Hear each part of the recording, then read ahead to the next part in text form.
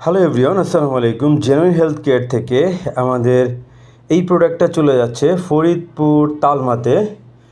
বহু বছর যাবৎ আমাদের এই ম্যানস প্রোডাক্টটা ব্যবহার করতেছেন এবং এটা হচ্ছে চলে যাচ্ছে আপনার ব্রাহ্মণবাড়িয়া চলে যাচ্ছে এই দুইটা বক্স।